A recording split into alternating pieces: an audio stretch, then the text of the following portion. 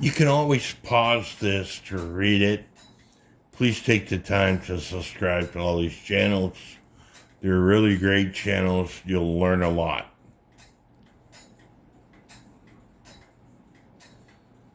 I just get tired of typing all this stuff all the time, and that's why I'm recording it.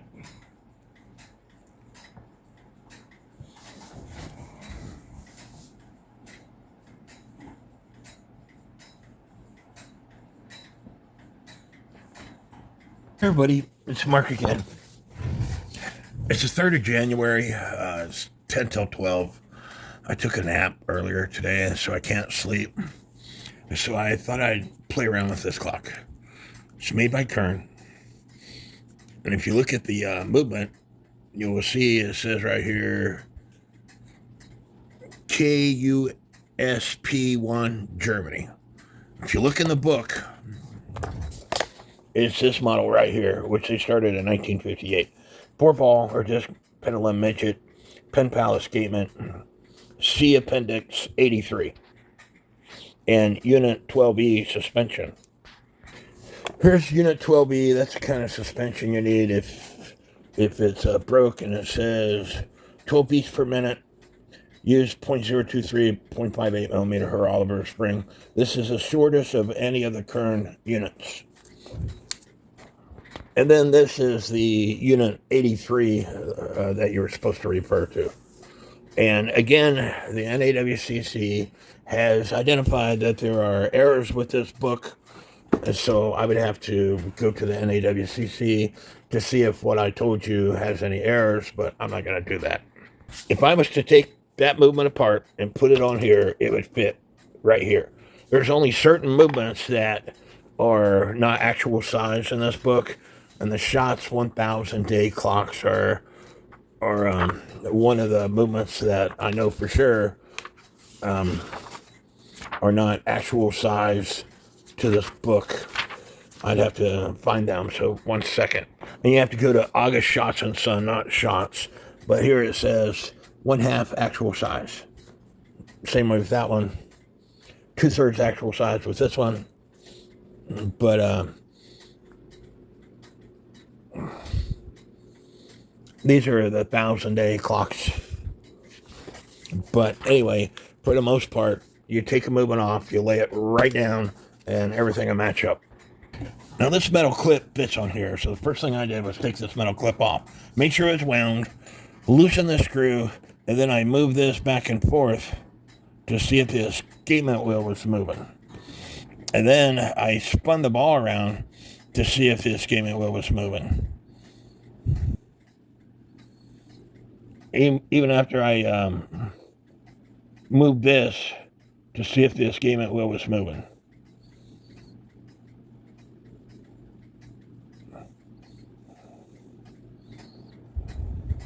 It is now, but at first, somebody had put the minute nut on so tight that I couldn't loosen it with my hands.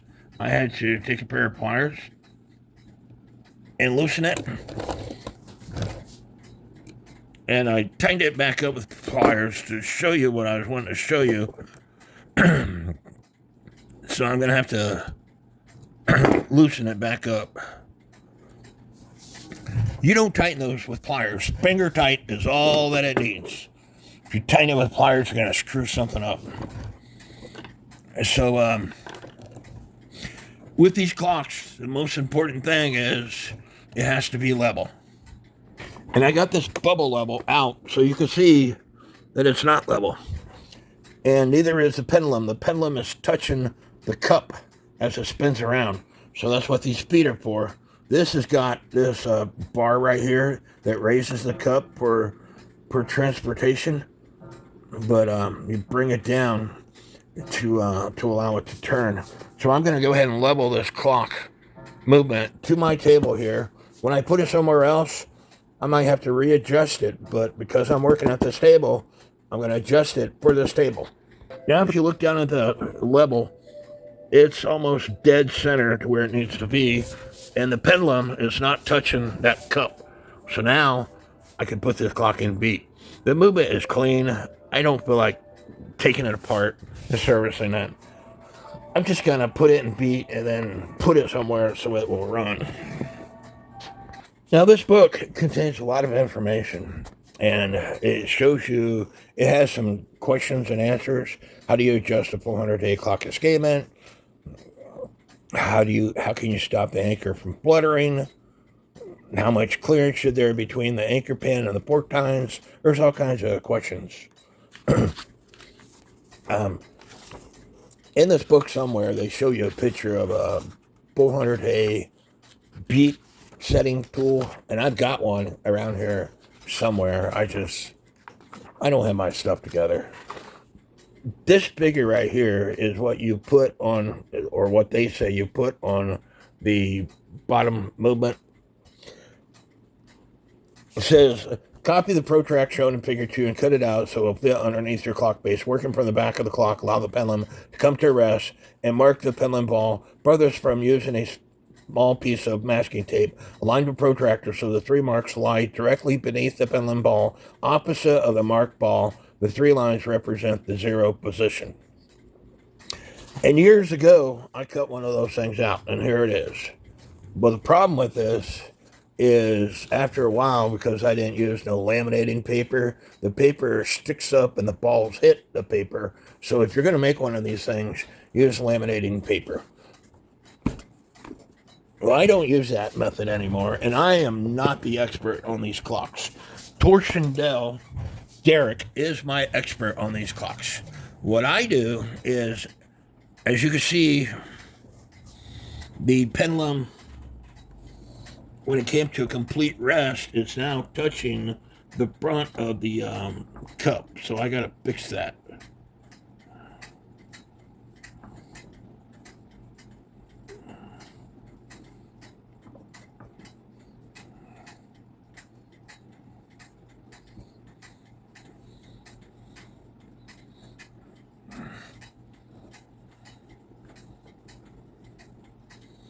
I think I have it fixed. There's a little bit of wobble in this thing, so I don't have it quite fixed.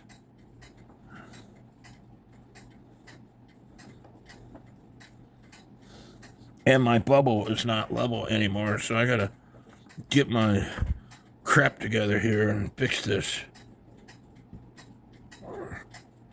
Like I said, it's very important that the pendulum does not touch that cup, because if it touches that cup, your clock will stop.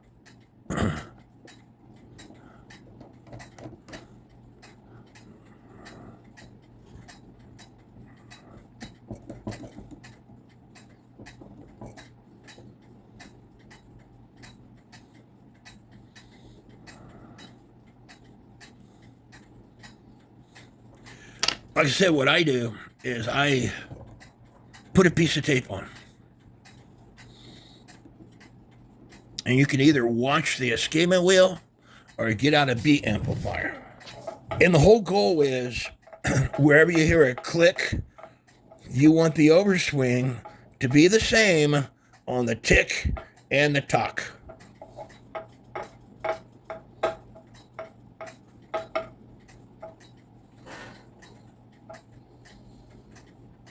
But it's not adjusted right. You have to loosen this top screw and move this section here, which moves the fork assembly.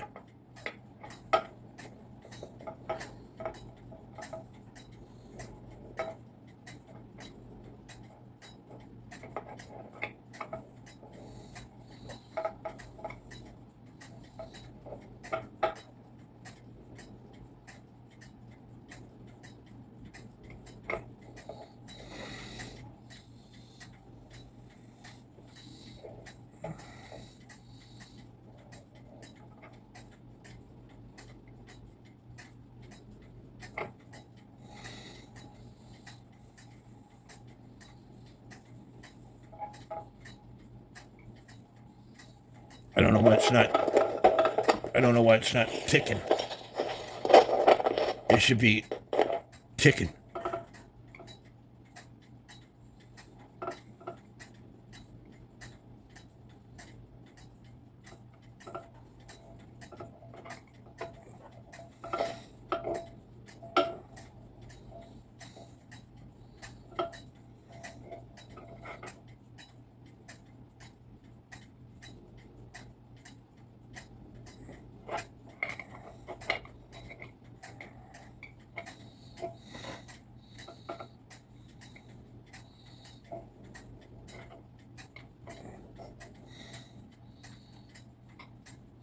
I heard a tick then.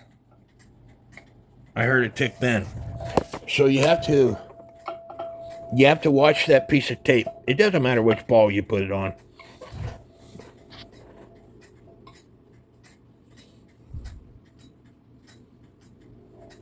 I don't have it quite adjusted right. Well, one of the things I see right away is the pendulum is hitting the cup again. I think it has something to do with my table, and I don't have it quite level yet, so stand by. If you loosen the screw too much, you're going to have problems. Just barely loosen it just so you can move the top block.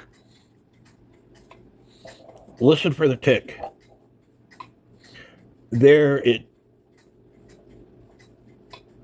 ticked at 7 o'clock, and it went till 9 o'clock.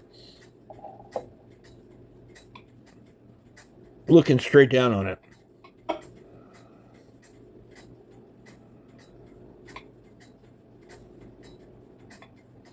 There's ticking at like 3 o'clock and goes all the way to like 11:30. So it's not quite in beat yet. So you have to, like I said, you have to get the tick and the overswing the same on both sides. And where you set this thing, it has to be stable. You see, if I was to walk across this floor, because this table is not stable, it's going to change things. So these clocks have to be perfectly level, and they have to be on a very solid surface. You see what time it is? 20 after 12. This is a clock that I worked on recently that my friend gave me. You see what time it is? It's 22 after 12. And I've been adjusting this thing for a few weeks now. And I don't have the dome on it. So I just got through moving it with my fingers, and I'm going to let it tick away like that for a week to see if I need to adjust the pendulum any. Of course, now it's 22 after 12. So by the time I walked over and told y'all what I was going to do, I took up 2 minutes. So now I adjusted it some more, and I'll let that tick away for a while to see if I need to slow or speed up the pendulum. But what I'm getting at is your clocks have to be on an extremely solid surface. And I've been away from this clock for a while, and it's still ticking.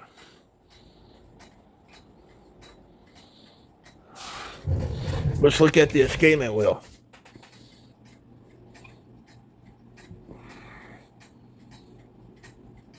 You see that? The escapement wheel is advancing. So it's almost where it needs to be. If not, depending on the clock, there can be some give. So I'm going to let it tick. It's 25 after 12 now.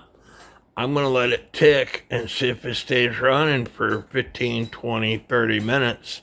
And if it does, I'm going to tighten that top screw, and be very careful when you tighten this top screw, or you will put things out of adjustment.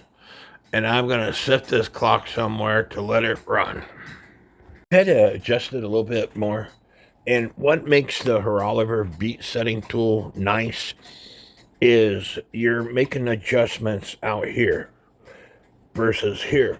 So you can make fine adjustments if you have the tool and if it fits. It doesn't always fit. Torsion has made up his own tool.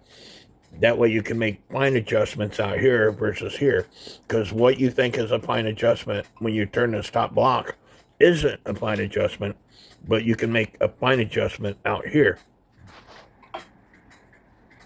And I've looked on eBay for Kern midget clocks that are this shape, and I didn't find any. I found some Kern midget clocks, but not this particular shape. This is the top for this clock. It's got an arc. It's got a handle. It's like a carriage clock.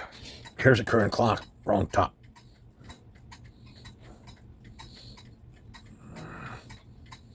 There might be some that are listed for sale, but I haven't found any that have sold. I found some really nice clocks. There's one that sold for $495, disc pendulum. But here's one that sold for $1,682 plus another $189 in shipping. Disc pendulum.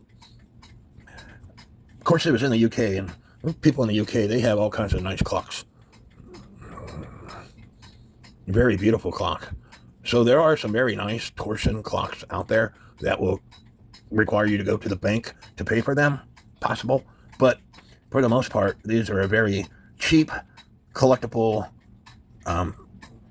hobby. Another nice Gustav Becker that sold for $404, but it's got the 4-ball pendulum. There's a disc pendulum that sold for $108. Shots, unusual color that sold for $339. But like I said, for the most part, here's a 1,000-day shots clock that sold for $44. For the most part, this is a cheap hobby to get into.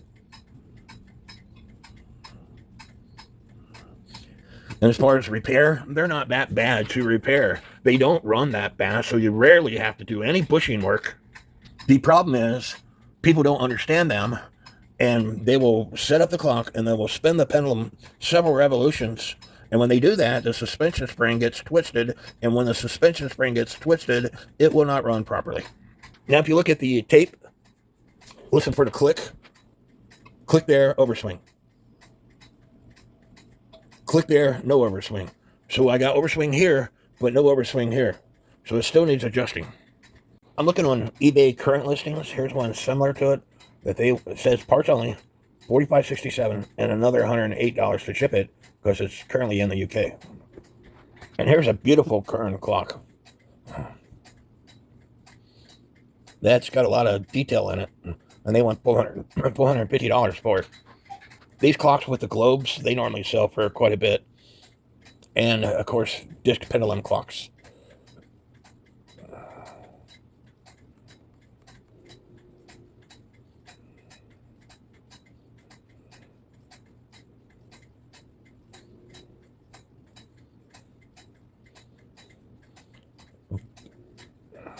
But that one is the only one I've seen so far that looks similar to my clock. And it'll cost you around $200 to include shipping.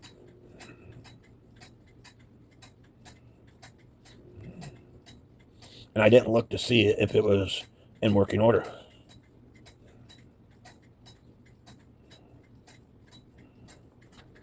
Doing a little fishing at Beaver Lake today, and I got myself a pike on that lure right there. Yeah.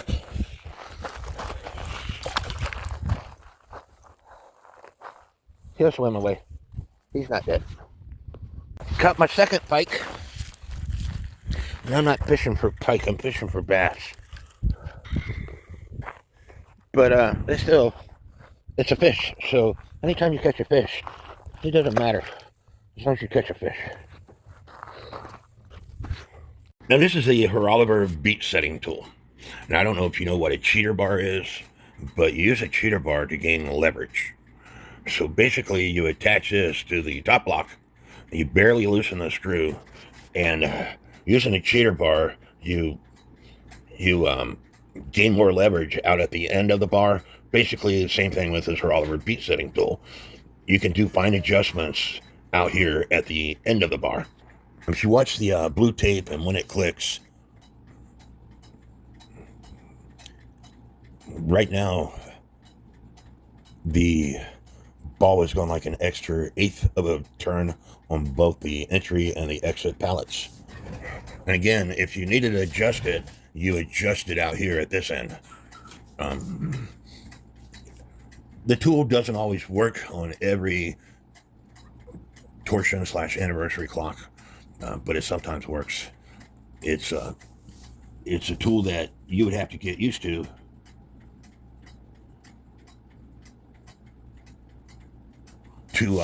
determine whether or not you like it or not. I think I paid like $30 for this tool back in 2000, and I'm sure there are more than that now. But there's the information on the tool. Patent number 196385. Like I said, it's called a Oliver beat setting tool. And if you watch, like I said, you watch the blue balls and listen for the tick. Tick, moved about eighth of a turn, quarter of a turn. Same way on this side. And the reason why the pendulum is fluctuating like that, because I told you that this table is not very sturdy. And these clocks have to be on a sturdy surface. With me moving around, I'm going to show you. I'm going to walk around on my floor. And you're going to see this thing fluctuate.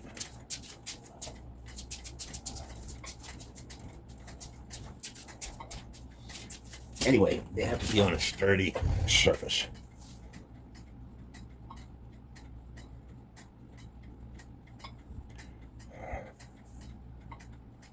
They're the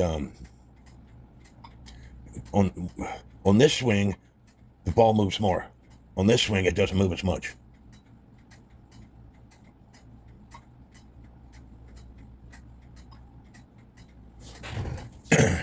Again, it has to settle down before you determine whether or not you need to make adjustments. I'll let you look at the escapement wheel, which is this wheel down here. Watch it move. I'll zoom in so you can see it better.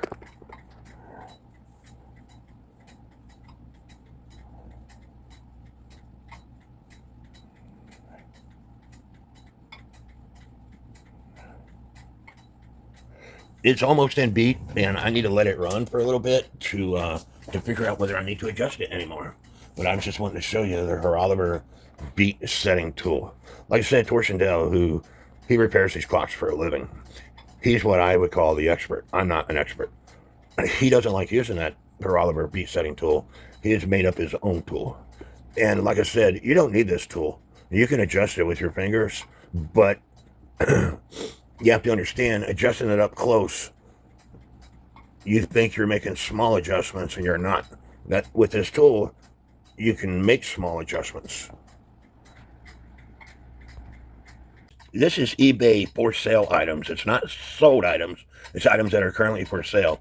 And here's a Oliver beat setting tool. They're saying it's pre-owned, and they want 6727 for it, and another 5376 in shipping, and it's located in the UK.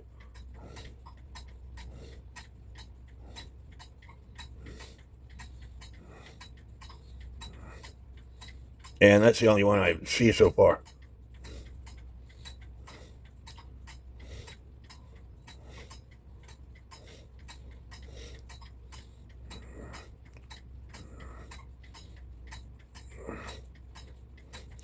There's a suspension spring guide. Now I'm going to pull up sold listings. Here's one that sold for $60 in the US. Like I said, if I recall correctly, I paid like $30 for this back in, or $27.95 or something like that, back in 2000. And here's one, best offer was $35. Here's one that sold for $43.12, $41.99. They're not cheap. There's one that sold for $22, one that sold for $21, $40. So, like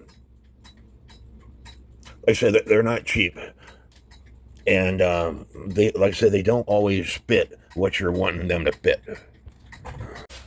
It is the 5th of January now. It's 1:40 in the morning. And the clock's been ticking for about 5 minutes. So I'm going to let it tick for 15, 20 minutes. And if it does, then it should stay running. And all I have to do is tighten that screw up without getting it out of adjustment. So I took the suspension spring off because it kept stopping on me, and I was wanting to compare it to what it's supposed to be, which is unit 12E here, and it does line up. The bottom part of the suspension spring is nice and straight. The very top part between the fork and the top block, it was twisted some, so I straightened it out. I might have to replace the suspension spring because I told you they can't be twisted, kinked, etc. But I'm going to put it back on and try it. And And I didn't want to do this, but I might have to take the movement apart and clean it. It could be as simple as that. Like I said, it's Monday, January the 5th. It's 2:30 in the morning. And at 7 a.m., I want to go to the VA and talk to the DAV about my disability appeal. I've been trying to get a hold of the guy, and he's not answering his phone. He doesn't have a voicemail set up, so I'm just going to show up. And so because I got plenty of time to kill, I'm going to go ahead and take this movement apart. And I had trouble getting that nut off again. I got the nut off, but I had trouble getting it off. So I'm going to go ahead and take this movement apart and clean it. Because there are certain things that are happening that shouldn't be happening. Such as this minute hand should come off a lot easier than what it is. But I'll get it off. I tell people all the time, if you're having trouble getting your hands off, use a pair of wire cutters. You want to protect the dial if you think you're going to scratch something up. But the wire cutters, because the way they're shaped, they're tapered, you're not going to cut nothing. You're just going to put the tool in between the minute hand and the hour hand and give it a squeeze. And voila, it's off. The hour hand is pressed on and it should come off. But I want to protect the dial, so I'm going to put some tissue. Or you can take a business card. I've seen Cheryl out there take a business card and put a business card underneath the dial. But you take these and you're going to stick them underneath the hour hand and give it a squeeze. And again, you're not cutting nothing. If it closes and the hour hand don't come off, get out a pair of tweezers. Because the shape of the tweezers, and all you're doing is sticking it underneath the hand. My paper towel keeps getting in the way. And push. And voila, the hand came off. Because of the shape, it's tapered. It's going to bring the hand off. And look, I didn't scratch the dial, didn't damage the dial, didn't do any of that. You don't need all these. I've got a hand puller around here somewhere. I've got two, actually. I hardly ever use them. I think of ways of using tools that I have easy access in front of me. And so if you're working on pocket watches, you will need a hand puller because the hands are so small, and those tools I just showed you, it's not going to work. But I don't work on pocket watches hardly anymore. And so my next step is to take this dial off, and there's tapered pins that are holding this dial on. I have to be able to take the dial off to take the power off the clock.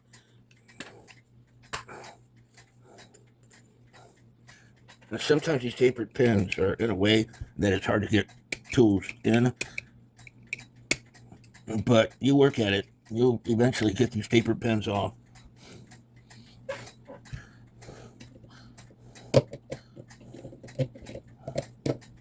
Anyway, I'm gonna take the dial off and I'll get back to you.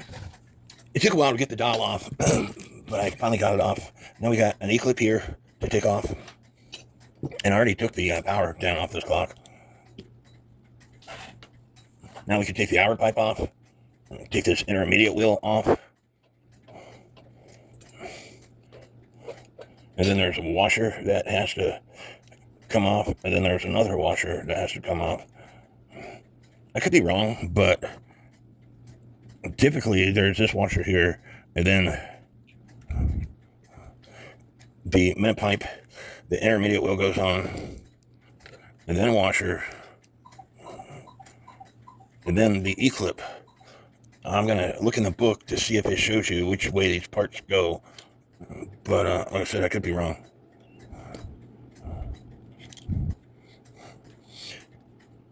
The click lever is right here, and so winding up the clock a little bit, I move the click lever out of the way to take the power off the clock. I'm going to take the movement off this base because it'd be a lot easier to handle with the movement off the base. And there's two thumb screws that hold it onto the base, so stand by. I got the movement off the base, and looking at this movement, there's sometimes a protective coating on the movements, and it looks like this protective coating, somebody left it in their ultrasonic cleaner too long. They used too much heat or whatever. Anyway, that's what it looks like. It looks like the protective coating is coming off. But I'm not going to show y'all me taking this movement apart and putting it back together. This video is going to be long enough. And again, I'm not the expert. I'm going to show you who's the expert. I have his link along with everybody else that I advertise links in the description of my videos these days. But all you have to do is type in Torsion in the search button of YouTube. Find this picture right here. And Torsion, his name is Derek. His channel is Torsion. He is the expert. Even if you don't collect these clocks, if you watch his videos, I guarantee you're going to learn things. Repivoting a balance staff from a French brass drum. You know, the man is very talented. He has the tools and equipment. So please subscribe to his channel, watch his videos, and make comments. And if you watch his videos, you will find how he uses some kind of modified paint scraper for screws that are hard to come off. And all he does is put the paint scraper in the screw and give it a twist, and it loosens it up. But this is a paint scraper. His is a modified paint scraper. I don't know what he did to it. He probably hardened it or something. I'm not for sure. But like I said, watch his videos. You'll learn things. Take pictures as you are taking a movement apart. And I say this in other videos. If you take pictures as you go, if you take a picture every time you take something off, and let's say you take 200 pictures, all you have to do is start at your very last picture and work your way back to your first picture to put the movement back together. There's a bunch of grease and oil. This movement really needs cleaned. And I got the plate off, and I'll be taking a picture of that. That way I can see which way it goes back together. Pictures are your friend. In my personal opinion, somebody put way too much oil in this mainspring barrel. They over-oiled the mainspring. And again, it's my personal opinion. You see all that? It's just nasty.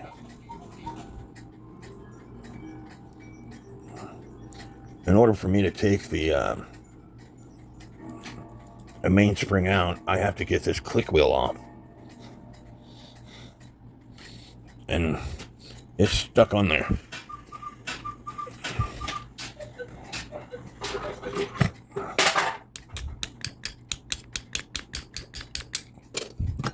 Voila.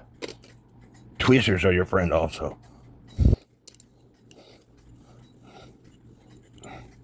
I can get on a pair of gloves. I'll come back after the movement's clean. All my parts are in my hairdryer drying. Hairdryer's on low.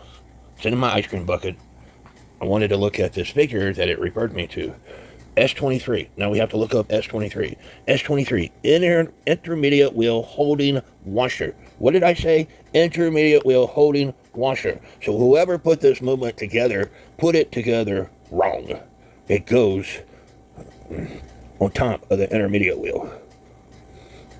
And then S29, which is this E-clip, intermediate wheel lock washer.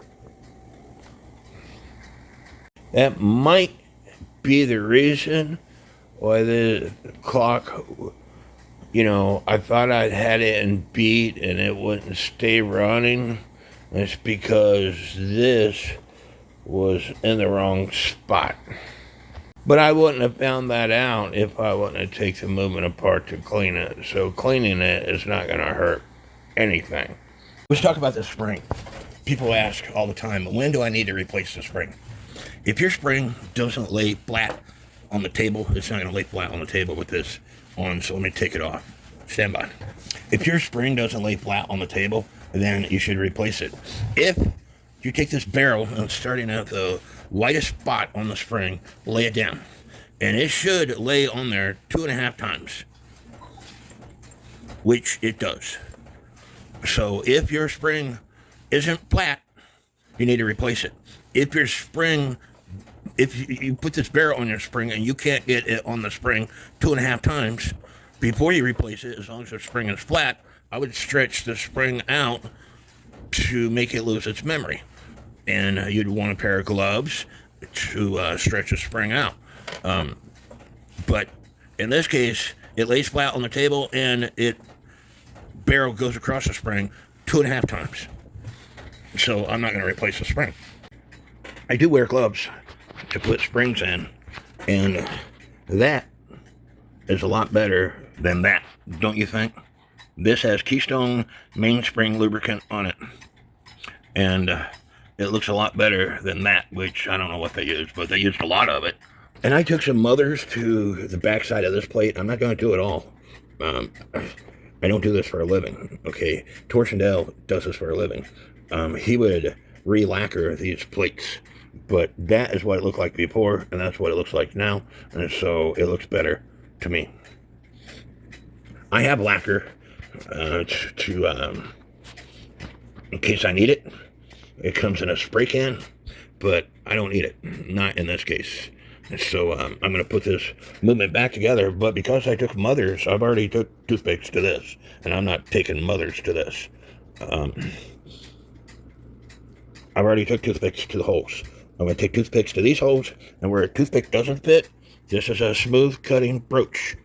And I'm going to use a smooth cutting broach to make sure the mothers and the Renaissance wax that I use is not in the holes, the pivot holes of this.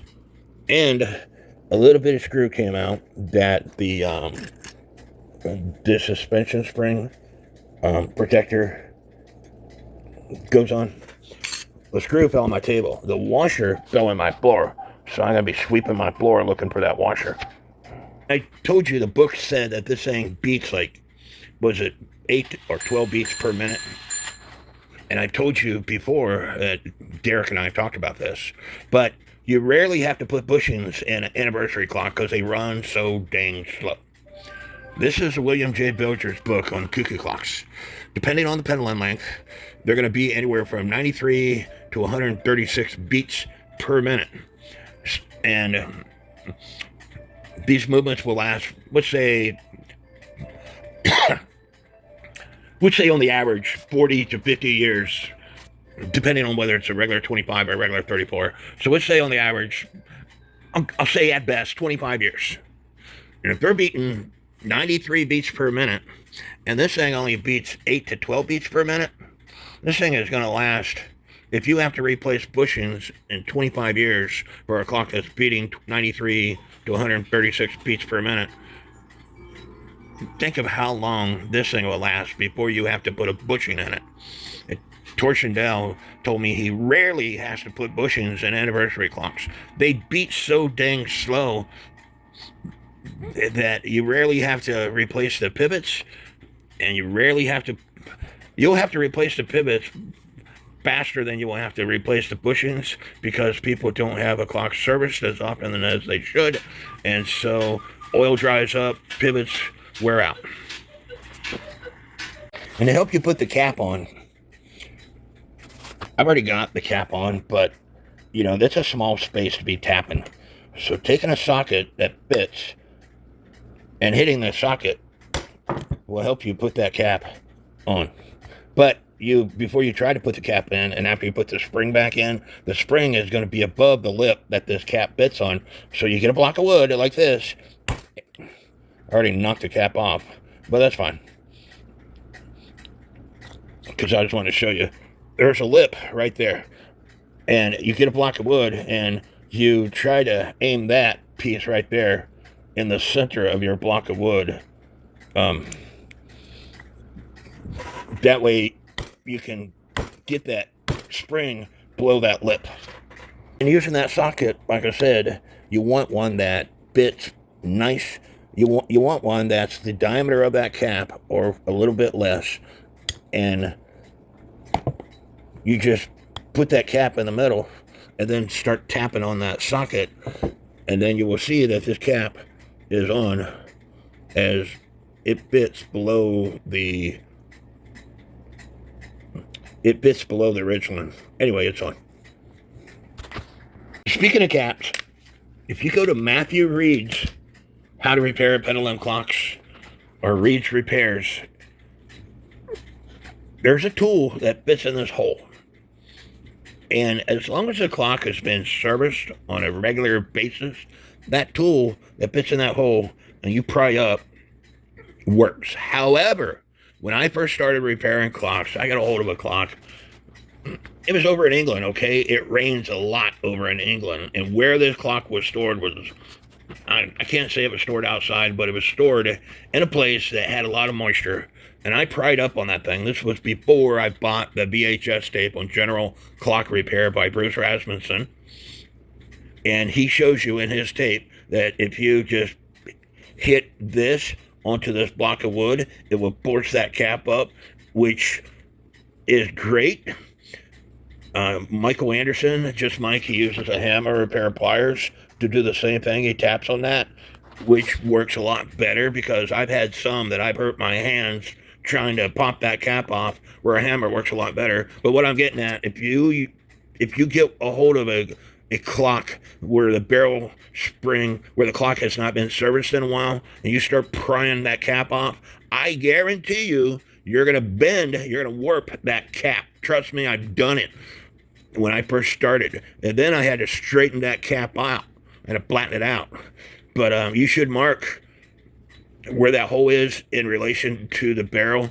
And as you can see, this hole is lined up with this pinged area. That's the part that holds the spring, the rivet that holds the spring. But I wouldn't suggest prying these caps off, because you're going to find a cap that's stuck on, and you prying it off is going to warp that cap. In a perfect world, that tool is great, but it's not a perfect world. People don't service their clocks as often as they should. I know how to repair clocks. You should service a clock every 5 to 7 years. I've got clocks in my house that I've never serviced, and I've been collecting clocks since 1999. And the reason I have never serviced them is because I got way too many clocks in my house. It's hard to keep up with all this stuff. Don't be like me. Keep it manageable.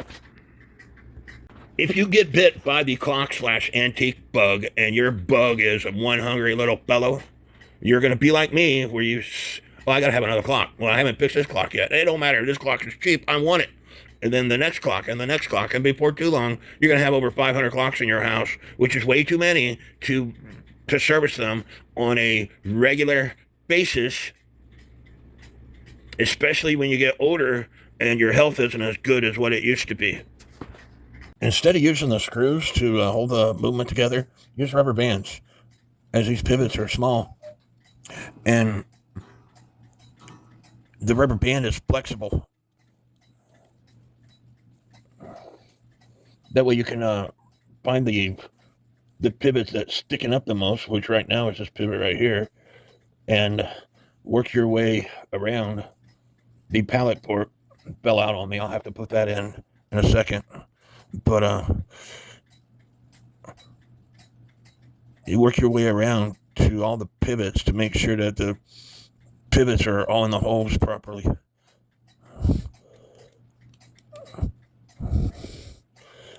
And when you do, that right there happens.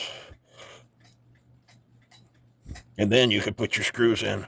But I need to put the pallet fork in first. So I'm probably going to do that off camera, because I need to see. Maybe I could do it.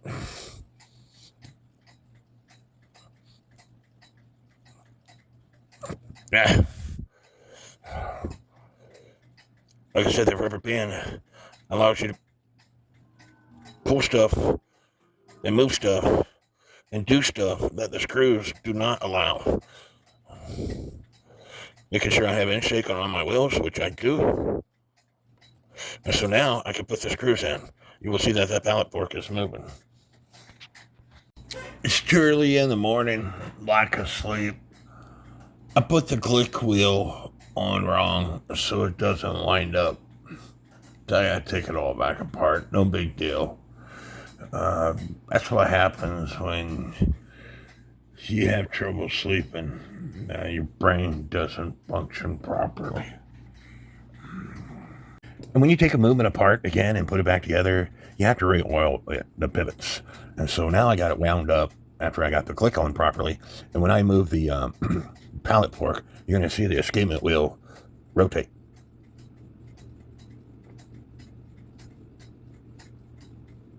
And so that's what we want.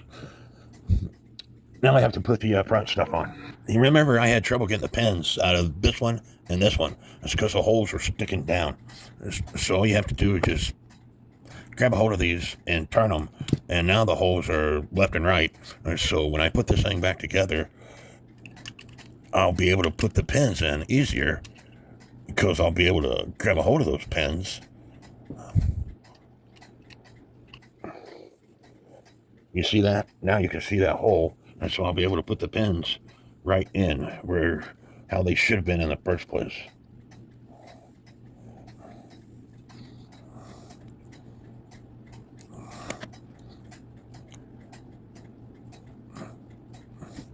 Just like that.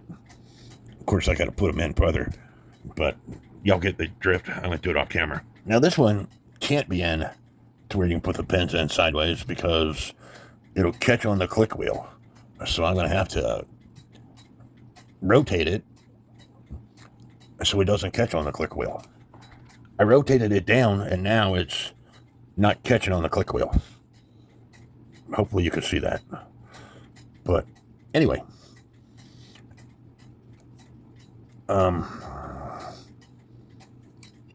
Don't know if I could show you what I want to show you. No, not going to be. You should be able to see that convex washer. The curd part is coming up to the pinion gear of the minute wheel with center arbor. So I told you that the little bitty screw came out of this hole, and I found it on my table when I put it in this container, but the washer fell on the floor.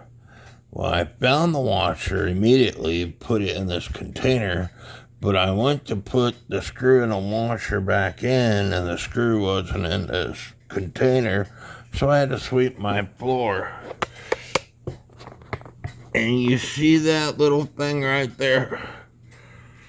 I didn't see it because it was mixed in with dirt, but my magnetic screwdriver found it. And so, thank God for magnetic screwdrivers. Do you know how long it took me to get that little bitty screw and that little bitty washer in? First of all, the screw is metal, but the washer isn't, so my magnet wouldn't pick it up. The torsion Dell, he could use a pair of tweezers in one hand and a screwdriver in the other hand. And the man is 72 years old, and I just love watching his videos, wishing I was as coordinated and as talented as he is. He could use a pair of tweezers in one hand and a screwdriver in another hand while showing y'all on video. I can't do that. The man is talented. Anyway, I got the little screw and the washer back in, and I tell people all the time that sometimes God helps me repair clocks. I put all my parts in this container, and in the process, the suspension spring, the part that I told you I was concerned about, it broke off. So I have to replace the suspension spring anyway. But it's 5:30 here in the morning. It takes me about 30 to 40 minutes to get to the VA. I have to be there at 7. I have to take a shower and get dressed, so I'll finish this later. I hope y'all are enjoying this video. Leave me some comments, and please subscribe to Torsion Dell's YouTube channel. Like I said, the man is smart. Please subscribe to all the channels that I mentioned at the beginning of this video, and you can find links for those channels in the description of the video. Taking a break from working on the clock and watching YouTube videos. This is Michael Anderson, Just Mike 57's one of his latest videos where he's working on a barometer. If y'all haven't subscribed to Mike Anderson's YouTube channel, please do so. And I'm going to show you a brand new channel. It's one of my subscribers. He's had a YouTube channel for a very long time, and he doesn't have that many subscribers. So let me show you his channel. This is David Texeter, and I'm going to work with him about getting his videos to be bigger, because this is hard to see. And I'm going to work with him about talking more about what he's doing, but he only has 48 subscribers, so I'm going to start leaving links to his channel in these videos of mine, and I'll have to update my preview video but to have his channel added, but that will be down the road. But he has quite a few videos on his channel.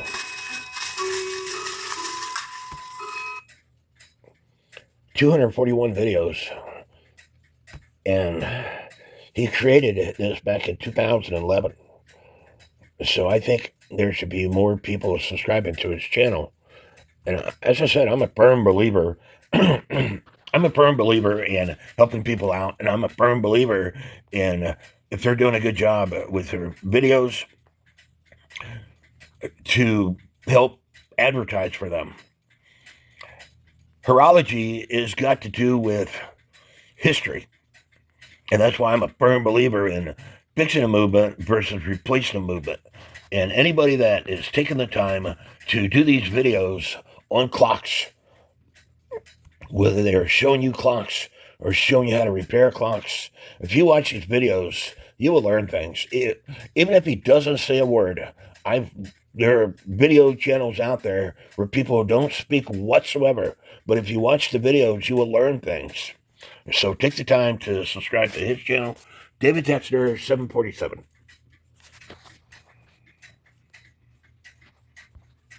And of course, her channel. Yesterday, I put out a video saying I'm going to give one of my clocks away once she reaches 1,000 subscribers. Yesterday, she had 567. So in a day, she has gained almost 10 subscribers, because I will give one of my clocks away of my choice once she reaches 1,000 subscribers. She does a great job repairing clocks, just like Michael Anderson. This guy, 15 years old, and he repairs his own clocks. When I first met him, he's a subscriber of my channel. He had like 40 people who were subscribed to his channel. I got him up to 234. And it's not me. It's, I'm helping people advertise their channel. But here he is. Whoever invented this really deserves a raise. Here he is working on a shield clock from 1880s to 90s. It's got a Kern movement in it. 15 years old. He started repairing clocks when he was like 12 or 13. I'm a firm believer in supporting the youth horologists. If it wasn't for people like him, all these clocks that you see in my house, they would end up in the dump or the trash. You have to support the younger generation, or this is going to be a thing of the past. Firm believer in supporting the younger generation. Please take the time and subscribe to his channel and to all the other channels that I mentioned. As I said, the spring broke, so I got to replace the spring. And it calls for 0.0023 inches or 0.58 millimeters suspension spring.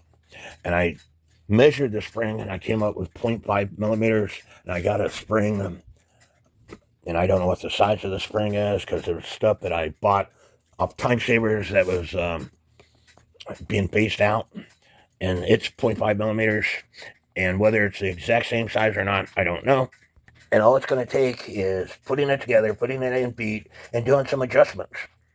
If you watch this video of me repairing this Kundo clock, I use the same suspension spring on it, and it's keeping accurate time. I told you in that video that I was going to leave the dome off so I can make adjustments, because you can't just lift the dome off, because where I have it sitting, excuse me, I had some mold implant in my mouth.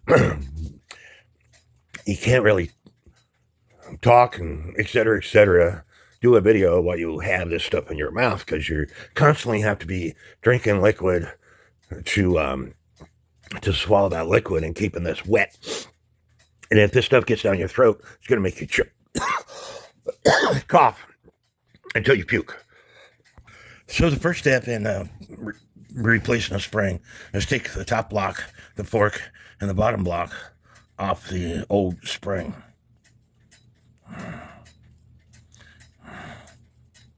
So I'm going to do that off camera. So now I have those three pieces off. First thing I'm going to do is put the bottom block on the new spring, and I'm going to do that off camera. Now I have the bottom block on the spring, And I have the new spring taped perfectly with this drawing of 12E. And I got to verify that it's 12E. And that's where these plates come in. I said that this is the plate, unit 12E. And so because I have the spring lined up with the drawing, it's going to stay in place. So the next step I need to do is put this fork in place, which I'm going to do off camera. And I'm doing this off camera because it's hard to see. But as you can see, I have the fork in place. Now I'm going to put this top block in place. And the hole at the top is the non-screw hole. Now you will see that this spring goes along the drawing, goes through this gap of the fork in the top top block, and it goes through the center of that hole, and that's what you want. So now all I have to do is get rid of this spring that's in this hole and above. And you can do it however way you want, but I'm going to take the center punch and put it in that hole and give it a tap, and that should cut the spring.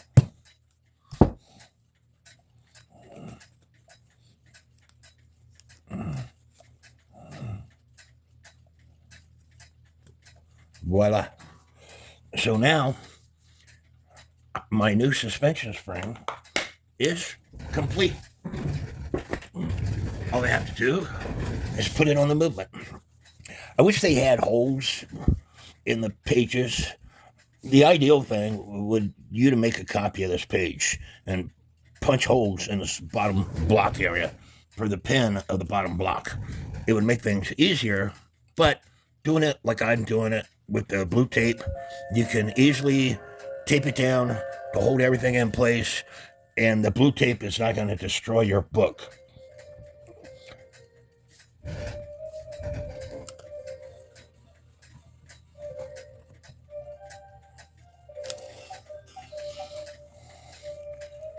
As long as you're careful, we have a new spring. So, time to put that on the clock. You'll see now that the clock ticks about 180 degrees apart from each other.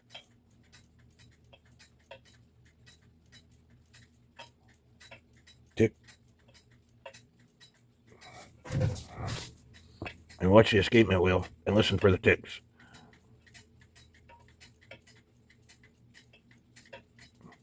Before, it was more of a 220 degrees. I don't know, but anyway. So far, it looks like it's doing good. And I'm going to let it run for a few minutes. It's 3:10 p.m. here. So if it's still running at 3:30, I'm going to call it good.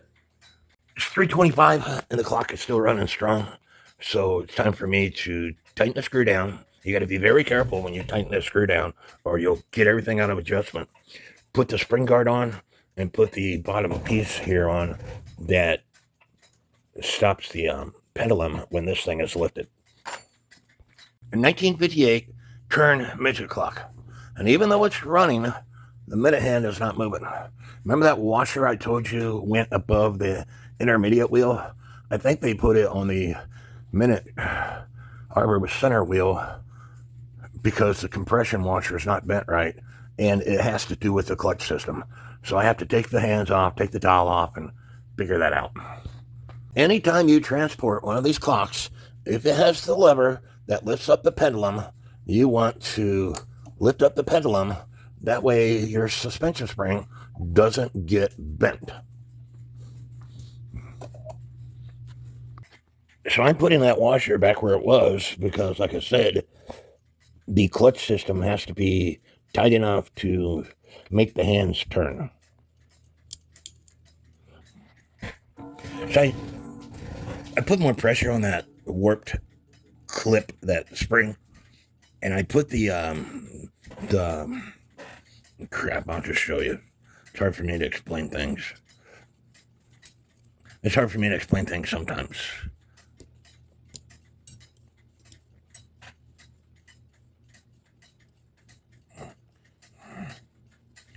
The like I said, I put more pressure on it, and the flat spot is toward the movement, and the two arms is toward the dial.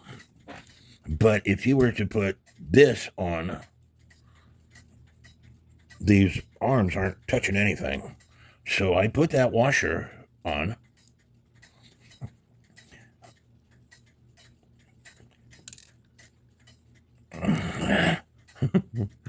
The washer, the cannon pinion, which is for the minute hand. And when I push this in, you will see that that system puts pressure on everything. So when I put the intermediate wheel on, even though the book says that that washer is the intermediate wheel washer, now I'm going to put this minute hand on and show you what happens when I put the nut on. You have to have, if I could keep all my parts together.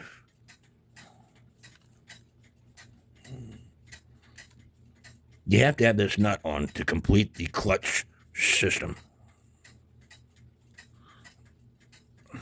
Now, when I rock the fork back and forth, you're going to see that minute hand rotate. So now it's going to move. So now I can put the dial on the hands and put it all back where I had it. I guess in a way it was good, because this was still in my container, parts container. It's called an escapement guard, and it just clips over the top of this. And it protects the fork assembly. That's all it does. So now the hands is turning, and if you look really close, you'll see it turn. But 1958 Kern midget clock. I hope y'all enjoyed this video. Please give me a thumbs up, leave me some comments, subscribe to my channel. Not only subscribe to my channel, but please subscribe to all the other channels that I mentioned. And may God bless each and every one of you. And again, I'm not an expert on these clocks. If you want to talk to an expert, talk to Torsion Bell.